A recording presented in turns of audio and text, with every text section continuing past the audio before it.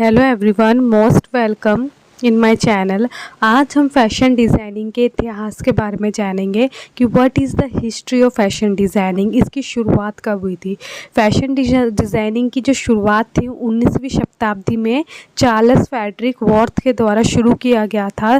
ठीक है, इनके जो कपड़े हुआ करते थे सबसे पहले लेबल जो था इनके ब्रांडेड कपड़ों पे ही लगा था। इनके जो लेबल जो था ना, ब्रांड के लेबल जो लगते हैं इनके कपड़ों पे लगा था चार्ल्स फ्रेडरिक वर्थ के। ठीक है, इन्होंने ड्रैपर चार्ल्स फ्रेडरिक वर्थ द्वारा पेरिस में अपना एक मतलब कि फ़ैशन हाउस स्थापित किया था। सबसे बड़ा फ़ैशन हाउस इन्होंने पेरिस में ही स्थापित किया था और सबसे पहले फ़ैशन डिज़ाइनर यही थे।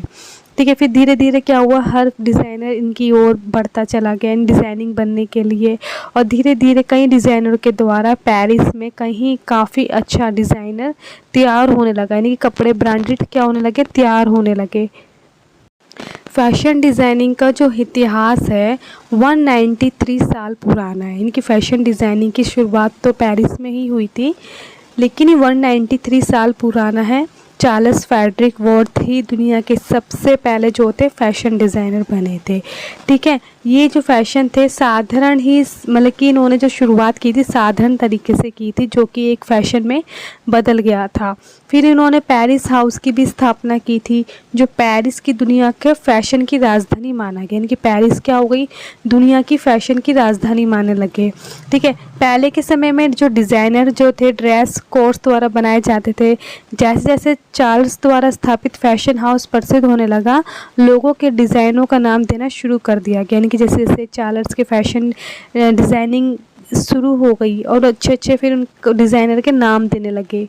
ठीक है, इस प्रकार डिज़ाइनर जो थे अपने ट्रेंड्स में आने लगे। फिर 20वीं शताब्दी में पेरिस में फ़ैशन का क्या हो गया, धीरे धीरे विकास होने लगा। धीरे धीरे पूरी दुनिया में फिर फैलता चला गया। कपड़ों की सिलाई से लेकर बैग, फुटवेयर, इन सब चीज़ों पर काफ़ी ज़्यादा मतलब कि जोर दिया जाने लगा। फ़ैशन इंडस्ट्री में ये होता है कि हम फैब्रिक पर ध्यान नहीं देते, हमको सब चीज़ों पर ध्यान देना पड़ता है। जो फुटवेयर होते हैं उस पर भी ध्यान देना पड़ता है, एसेसरीज़ पर भी ध्यान देना पड़ता है, हेयर पर भी ध्यान देना पड़ता है, जो हम कपड़े पहन रहे हैं उस पर भी ध्यान देना पड़ता है। तो चार्ल्स फ्रेडरिक वर्थ जो थे पहले फ़ैशन डिज़ाइनर थे 19वीं शताब्दी के। इन्होंने ही पेरिस में एक मतलब कि एक नींव गाड़ दी थी फ़ैशन डिज़ाइनिंग की, और इनके पहले ही कपड़े जो थे ब्रांड लगना, इनके लेबल लगना स्टार्ट हो गया था। फिर धीरे धीरे ये दुनिया में फैलता चला गया, धीरे धीरे दुनिया में फैलता चला गया। ऐसे ऐसे करके कई कंट्रियों में जाके ये फैला। फिर उसके बाद ये इंडिया में भी आया।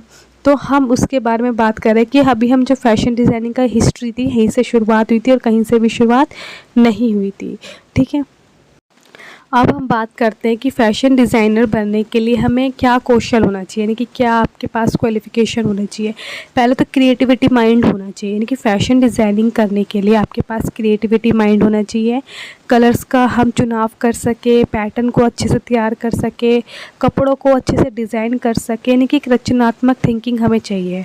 हर चीज़ को क्रिएटिविटी हम दे सके, उसको हम फैशन डिज़ाइनर के अंतर्गत आता है। फिर दूसरा ये है कि जो कलात्मक और चित्रकारी, यानी कि आर्टिस्ट होना चाहिए, पेंटिंग की स्किल होनी चाहिए। ये सब चीज़ें फैशन डिज़ाइनिंग के अंतर्गत आती है। ठीक है, अधिकांश जो डिज़ाइनर होते हैं वो कंप्यूटर पर भी डिजिटल रूप में भी डिज़ाइन करते हैं और कागज़ की शीट पर भी डिज़ाइन किया करते हैं।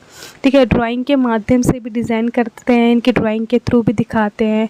अगर आपकी ड्राइंग क्लास अच्छी नहीं है तो आप ड्राइंग क्लास भी लेना शुरू कर दीजिए। मैं फ़ैशन डिज़ाइनिंग की स्टेप बाय स्टेप वीडियो बना रही हूँ ताकि आपको पूरी मैं नॉलेज मैं इस वीडियो के माध्यम से दे सकूँ।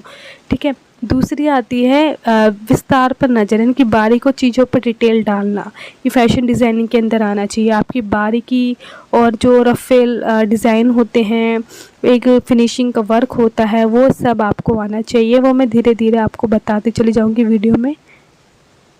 अब हम बात करते हैं कि फ़ैशन डिज़ाइनिंग की एज लिमिट कितनी होती है। देखो, फ़ैशन डिज़ाइनिंग की एज लिमिट 18 से 40 साल तक फ़ैशन डिज़ाइनिंग आप कर सकते हैं। इनकी 18 to 14 तक आप एज लिमिट है फ़ैशन डिज़ाइनिंग के अंदर। और अगर हम बात करें कि फ़ैशन डिज़ाइनिंग हम दो तरीके से कर सकते हैं, या तो हम प्राइवेट कॉलेज से हम फ़ैशन डिज़ाइनिंग का सर्टिफिकेट डिप्लोमा हम पोस्ट जो ग्रेजुएशन है यानी कि जो फैशन डिज़ाइनिंग में, वो भी प्राप्त कर सकते हैं।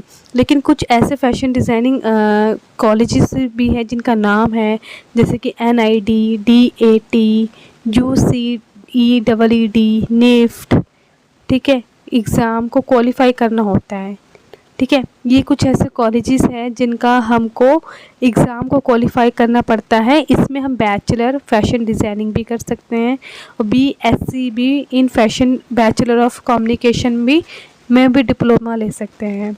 फ़ैशन डिज़ाइनिंग में हम जो कॉलेज से हम ये पास होकर आते हैं, या हम जो अपना इन कॉलेजों में एडमिशन लेने से पहले हम इसमें जो एग्ज़ाम होते हैं क्वालिफ़ाई करने के लिए, तो इनकी फ़ीस भी थोड़ी क्या होती है, कॉस्टली होती है।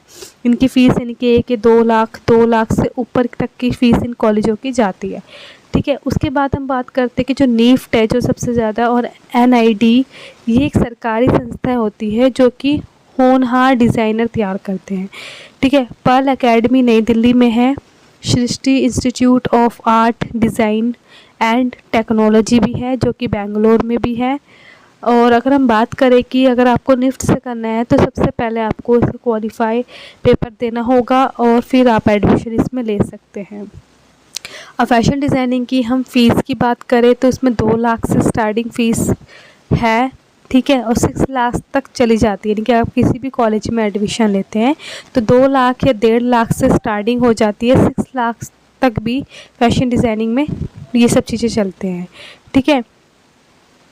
आपको अगर फैशन डिज़ाइनिंग में डिग्री प्राप्त करने के लिए आपको सर्टिफिकेट, डिप्लोमा या अंडर ग्रेजुएट या पोस्ट ग्रेजुएट डिग्री तो आपको लेना ही होगा अगर आप फैशन डिज़ाइनिंग में करना चाहते हैं, ठीक है। बहुत सारे कॉलेजेस के नाम मैंने बताए हैं कि इन कॉलेजेस से भी आप फैशन डिज़ाइनिंग कर सकते हैं। अगर इन कॉलेजों में एडमिशन नहीं ले सकते तो आप प्राइवेट कॉलेजों में भी जाकर फैशन डिज़ाइनिंग की तैयारी कर सकते हैं, ठीक है। फैशन डिज़ाइनिंग की अगर हम सैलरी की बात करें तो जो नॉर्मल फैशन डिज़ाइनर होते हैं उनकी जो सैलरी होती है 54,000 के आसपास ही होती है, ठीक है। और जो असिस्टेंट फैशन डिज़ाइनर होते हैं उनकी सैलरी 20,000 से तक होती है, और जो फ्रीलांसर फैशन डिज़ाइनर होते हैं उनकी सैलरी 28,000 तक होती है, 28-30,000 तक। और सीनियर डिज़ाइनर की सैलरी 40 और से मतलब ऊपर हो सकती है। फ्रीलांसर फैशन डिज़ाइनर वे होते हैं जो खुद के लिए काम करते हैं, ठीक है, उनको हम फ्रीलांसर फैशन डिज़ाइनिंग करते हैं। अगर आप 12th के बाद फैशन डिज़ाइनिंग के बारे में सोच रहे हैं तो आपको एक अच्छा सा कॉलेज में एडमिशन लेना होगा और अपना जो क्वालिफाई पेपर भी आपको देना होगा। अगर आप प्राइवेट से करना चाहते हो तो प्राइवेट से भी आप सर्टिफिकेट ले सकते हैं। तो प्राइवेट कॉलेजेस भी बहुत है, जैसे JD इंस्टीट्यूट फैशन टेक्नोलॉजी है, बहुत सारी एकेडमी है जहाँ से आप फैशन डिज़ाइनिंग की डिप्लोमा ये सर्टिफिकेट या ग्रेजुएट सर्टिफिकेट आप कुछ भी ले सकते हैं, ठीक है। तो इतनी नॉलेज मैंने फ़ैशन डिज़ाइनिंग के बारे में बता दिया है कि क्या क्या चीज़ें आप में होनी चाहिए और क्या क्या इसमें एलिजिबिलिटी है। तो मेरी वीडियो आपको पसंद आती है तो मेरे चैनल को सब्सक्राइब कर लीजिएगा, कमेंट कीजिएगा। Thank you so much for watching my video. Take care and bye.